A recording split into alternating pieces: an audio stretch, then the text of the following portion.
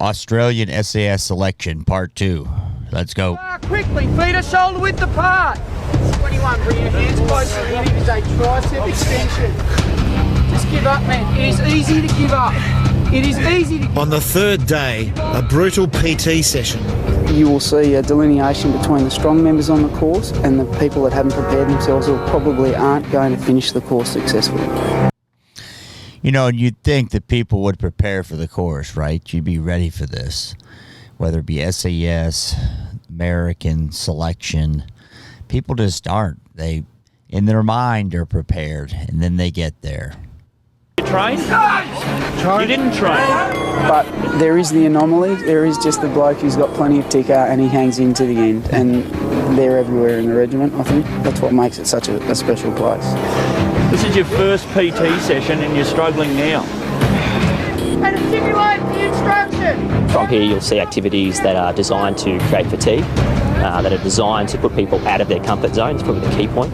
And what that's trying to do is trying to reduce the person down to their, I guess, basic personality, and it becomes very clear whether someone's going to be able to do this job later on down the track when it's really counting. They're not expecting anything from you but the most you can give, right? And they know exactly what that is 'cause they've been there. So they know when you're failing because your body's quitting or you're failing because your mind's quitting. Constantly looking for candidates that aren't suitable. There is nowhere to hide. Well, they want to make sure that they're going to get the best. They've all been through it themselves. They know what these people are going through, and they're mindful of what we need as a unit. If you feel you cannot carry on, then just rest the bar on your chest. You will be assessed by the operators and they will deem you unsuitable for their environment.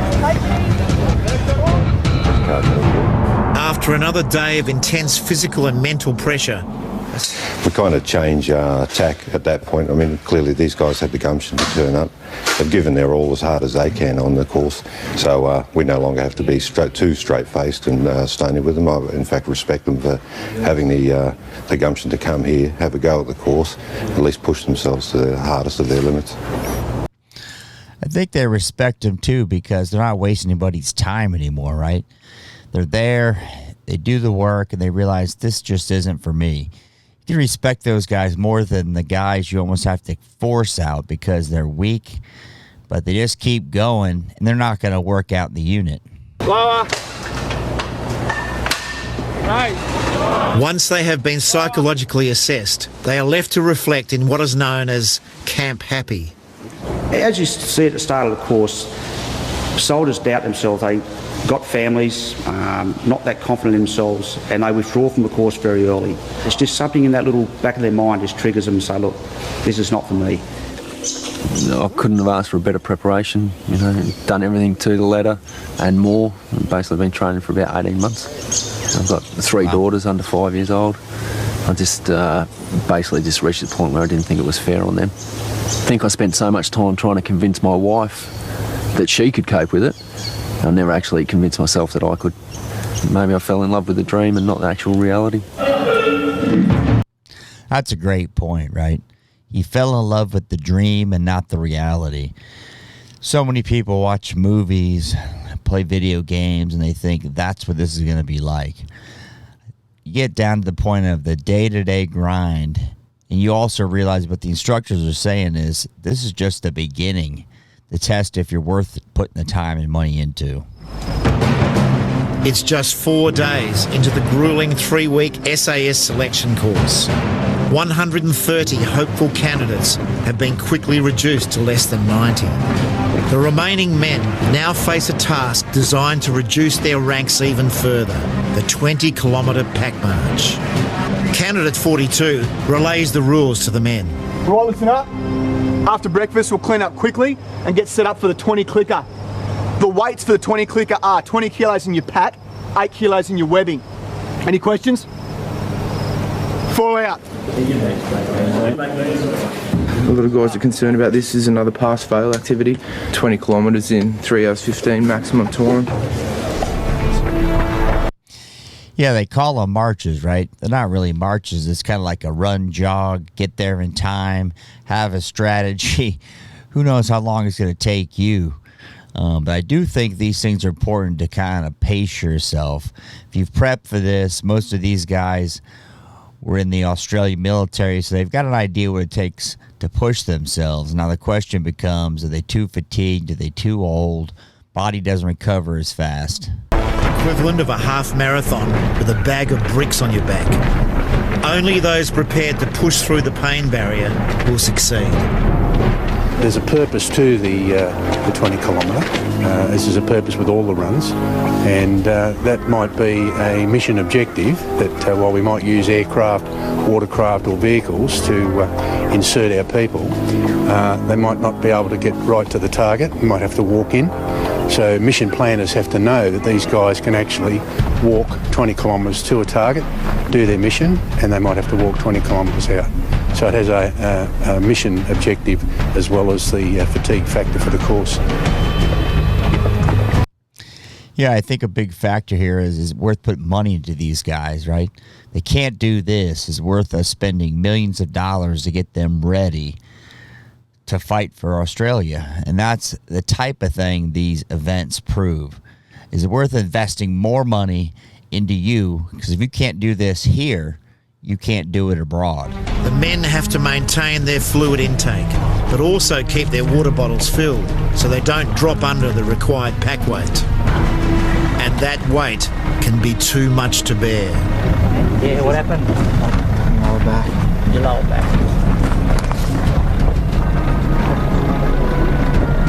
Get any pain?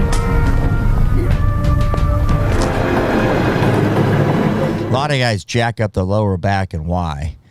Well, if you don't secure your pack right at the outset, so it's ready to go when you leave, but you get moving around, sweaty, you lose some body weight because of fluid, then it starts really jostling. Then it becomes a real problem. So I would say that can create a problem, not to mention if had training before, several days of this, they're already fatigued. If they got any weakness, it comes out. A few will make it easily. That was 44 minutes. Most will just get home in time, like 1:09. About 3 hours and 7 minutes ago we started, and I've been in the hurt locker since then. Didn't want to have to do that again. It wouldn't have worked out well. That's about all I got. I feel like I'm going to faint, to be honest. 3 hours, 34 minutes. Many of the men are finishing well outside the time and will be forced to retest. Amongst them is 81, one of the youngest candidates, only 22 years old. 3 hours, 36 minutes. Something not lost on the course selection assessors. Why didn't you pass it? I'm not sure, sir. That 20 clicker is easy. You're going to be climbing up the sides of some features in the coming week that high that you'll probably sit beside God. And you found that 20K is too hard, you didn't achieve that. I'm looking at a 16-year-old boy sitting in front of me. So I'm just concerned that your age and your maturity, you're not right, you're still underdone. I think you lack confidence in yourself. I do think there's some to these courses to having maturity. Typically, you want a guy that's been in one hitch in the regular Army, grown up a little bit. I think it's a bad idea. You take them out of boot camp and maybe a pre-selection thing, you send them off. They don't have enough experience to appreciate how much it sucks at the normal job. No, I don't believe that's true, sir. Prove me wrong, 81. If you pass that 20 clicker, it'll change my opinion of what I've just said, reference your confidence and your ability in yourself. So I think it's just that was just a scare tactic for him to see how I'd react. This course is pretty much designed for you to fail and see how you react about failing. That's pretty much what it is. Candidate 42 is over 30 minutes outside the cut-off time.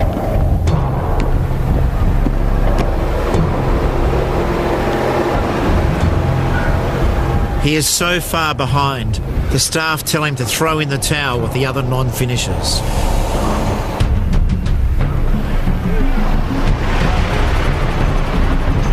I swear when I come here, they don't take me out here on a fucking stretcher or in a box. So, I'm not quite there yet. got the right attitude. Does his body have the right attitude? He doesn't seem to be able to keep up by a substantial amount. What do you guys think's going to happen to this character? Is he going to make it? Put that in the comments. So I just keep going. That's all there is to it, you know. He's got to put one foot in front of the other. However, 42's determined words are worth nothing when only numbers count. 3 hours and 52. You had 3 hours and 15 to do it. Yeah? That's a long way over time. Yes, it is, sir. So what I'm looking at is I don't believe you've done the correct training or done enough preparation or hard training to get yourself across the line. That was an individual test. You're under no duress from PDI or staff. That was entirely up to you to perform, and you didn't perform at all. You're looking down the barrel of another 20 kilometres in a day or so. Sir. As well as up-and-coming PT sessions that are coming on. So physically, I don't think that you've got what it takes to be here. The interview, certainly, I guess it's hard not to be intimidated, you know. I mean, like at the end of the day with the 20 clicker, the cut-off's 3:15 and I was outside that, so I can't control whether they choose me. All I can do is come here, give 100% on everything. You know, what can you do? It's like I said to you the other day, the worst thing I could do is stop. 5 days into the course, and over a third of the candidates have now withdrawn. With fatigue and injury taking its toll, the regiment now ratchets up the tempo. The candidates are plunged into a kaleidoscope of intense obstacle courses, combat exercises.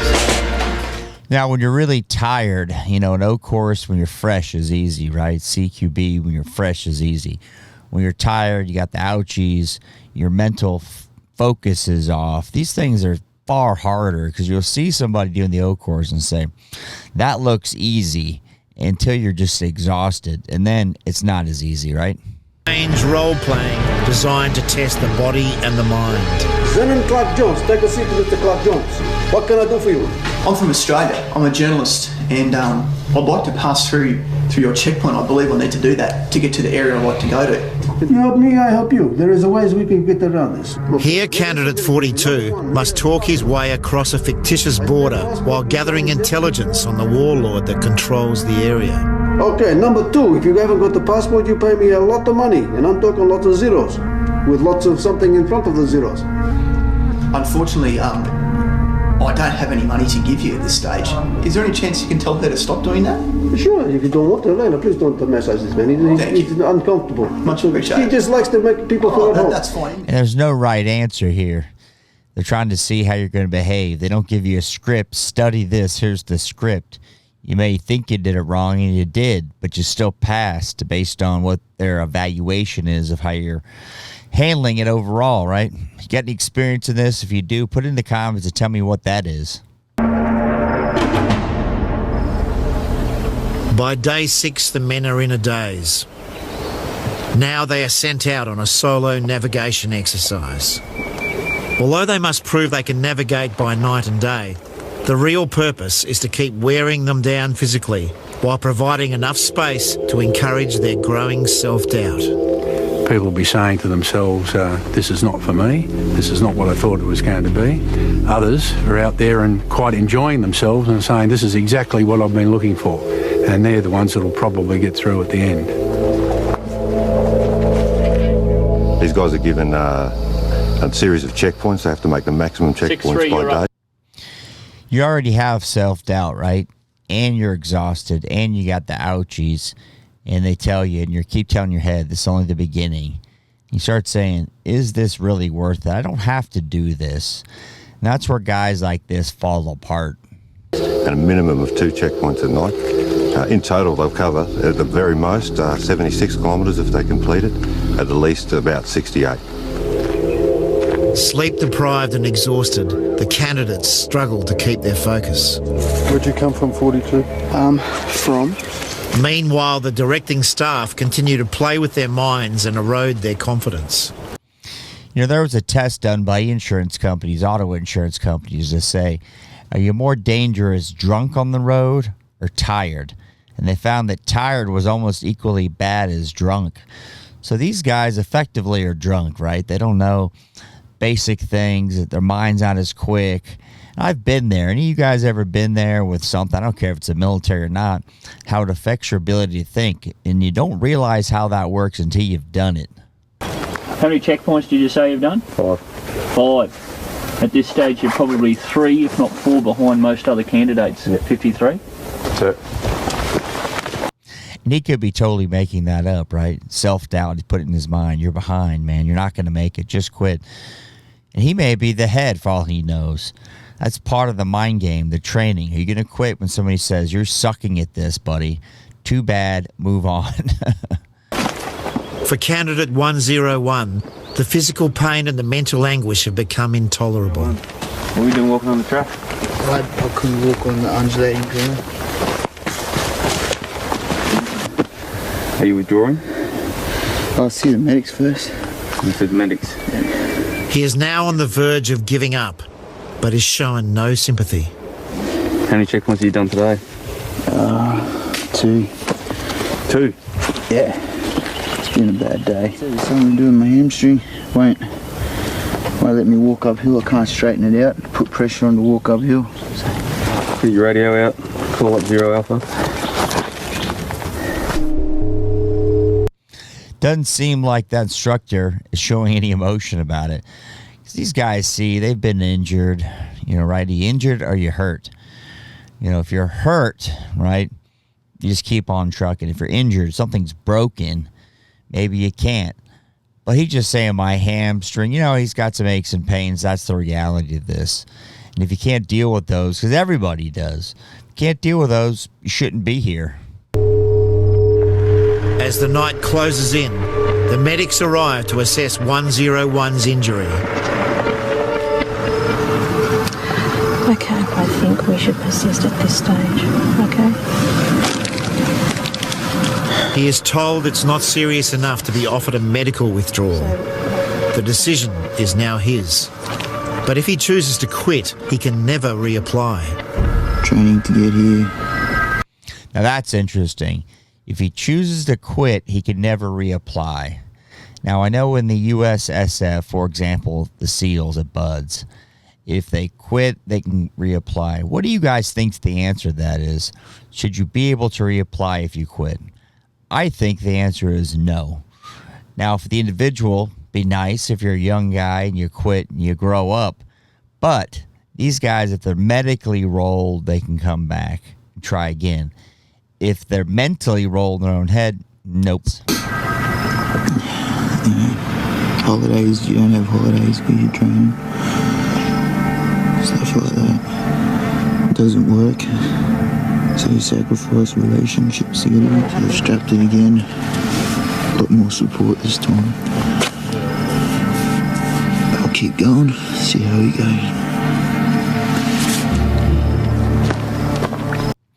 Now, he's been sitting there for hours. That thing's swollen up, his blood flow, he's comfortable.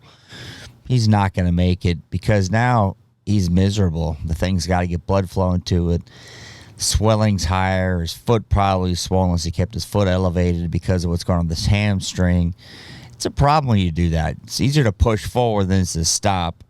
And all of a sudden, inflammation builds up. Completely exhausted, unable to concentrate and unsteady on their feet, the navigation exercise is a dangerous one. A number of candidates are forced to withdraw with broken and fractured bones. 42 is among them. After failing the 20-kilometre pack march, he now has a suspected neck fracture. It seems 42's dream is all but over. At least he will be spared from what comes next.